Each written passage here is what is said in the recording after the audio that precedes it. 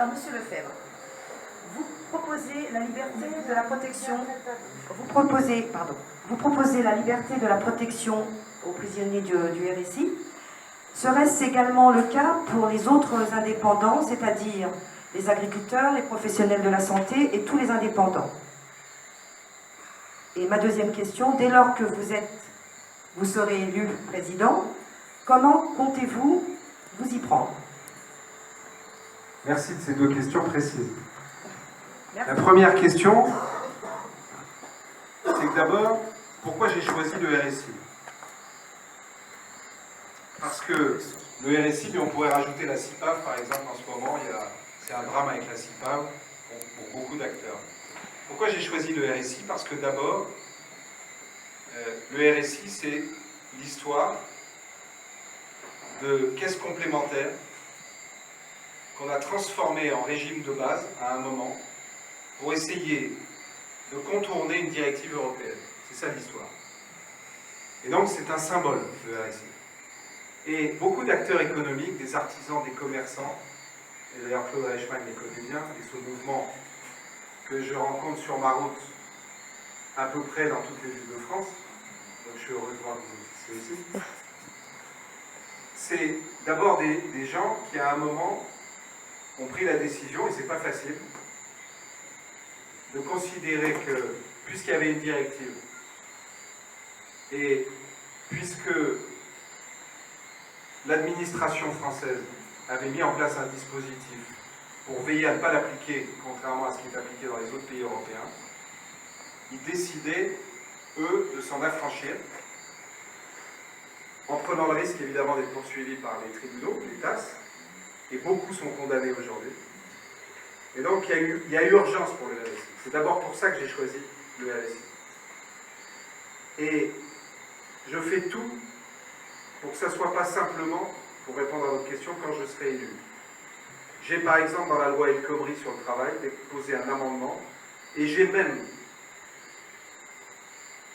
ce qui n'était pas simple dans ma famille politique, dit au gouvernement actuel, je l'ai dit publiquement, que si il répondait favorablement à la liberté d'affiliation du RSI demandée par amendement, ainsi qu'au contrat unique que je défendais, dans ce cas, je ne voterai pas la motion de censure qu'avait déposée ma famille politique. C'est la raison d'ailleurs pour laquelle je n'avais pas signé la motion de censure. C'est pour vous dire à quel point je m'engage loin. Je veux convaincre, s'il y a ici des indépendants, je vous invite à voter, parce que j'ai ouvert un vote, pas simplement une pétition, parce que des pétitions, on en a fait beaucoup, les uns et les autres. J'ai recueilli plus de 40 000 signatures sur une des pétitions que j'avais faites, que j'avais lancées. Et là, c'est un vrai vote, qui est mis en place par une société qui a pignon sur rue, qui organise des scrutins dans plein de pays du monde, qui est fait, c'est un peu compliqué, c'est pour ça qu'on a prolongé le vote. Mais moi, je tiens à ce qu'il soit fait dans les conditions du secret du vote, avec des gens qui sont des cotisants au RSI ou qui l'ont été et qui l'ont quitté, qui du coup reçoivent des identifiants pour voter. Et ce vote est encore en cours. Si vous ne l'avez pas fait, votez. Ceux d'entre vous qui êtes au RSI, votez, parce que je veux montrer à notre pays ce que pensent réellement les indépendants. Et je considère que s'il y a bien une profession à qui on doit une forme de liberté, c'est bien les indépendants. Quand on choisit d'être indépendant, c'est pas pour être moins libre que les salariés. Les salariés, les fonctionnaires par exemple, à qui on autorise la retraite par capitalisation à travers la préfonds.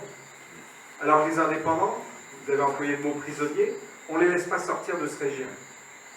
Et tous ceux que je connais, que j'ai rencontrés, qui en sont sortis, il y en a qui, par précaution, parce qu'ils savent qu'ils risquent d'être condamnés, mettent les sommes de côté pour pouvoir payer s'ils sont obligés. Et il y en a d'autres qui ont décidé de le transformer dans leur entreprise.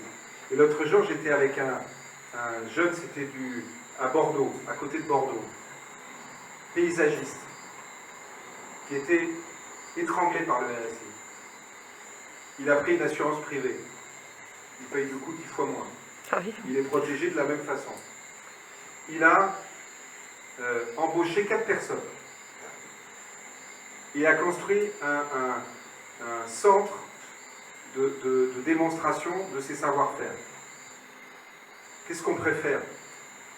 Continuer de faire crever les entreprises. Il y a eu 63 000 faillites l'année dernière. Quand on me dit, moi, vous voulez libérer le RSI, vous allez fragiliser le régime, et donc les gens, les ayants droit, vont plus pouvoir être couverts. Mais qu'est-ce qui fragilise le régime? Quand vous avez 63 000 faillites, quand vous avez de plus en plus de gens que je rencontre qui sont obligés de transformer leur statut, de se mettre en SAS ou de se salarier dans leur entreprise pour échapper au RSI. Ou 2 morts par an aussi. Et Deux. le suicide, bien sûr. 2 à Donc, voir. voilà, moi, faut bien comprendre que je me suis engagé dans ce combat et que c'est avec vous que je peux bousculer le système. Je ne peux pas le faire tout seul. Et il faut convaincre les autres élus. Vous avez des élus ici. J'ai vu d'ailleurs que quand je l'ai dit, ils m'ont applaudi. C'est important de le souligner. Parce que c'est courageux. Parce que ce système, il faut le bousculer. Alors vous me posez la question, et les agriculteurs par exemple. Et je leur pose souvent la question aux agriculteurs. Je l'ai d'ailleurs encore fait tout à l'heure. Et les agriculteurs me font souvent remarquer que leur régime n'est pas tout à fait aussi dramatique que le RSI. Et c'est très partagé chez les agriculteurs. Donc, avant moi de dire je vais faire la même chose sur la MSA, moi ce que je veux faire, c'est ce que veulent les Français. Et je suis en train de vérifier que les commerçants, les artisans, eux veulent être libres de choisir leur mode de protection. Il sera temps de voir ensuite, après qu'on ait expérimenté sur le RSI, si d'autres veulent faire la même chose. Mais je n'ai pas à moi de décider à leur place. Voilà, je vous réponds de manière franche et claire. D'accord. Merci. Merci à vous.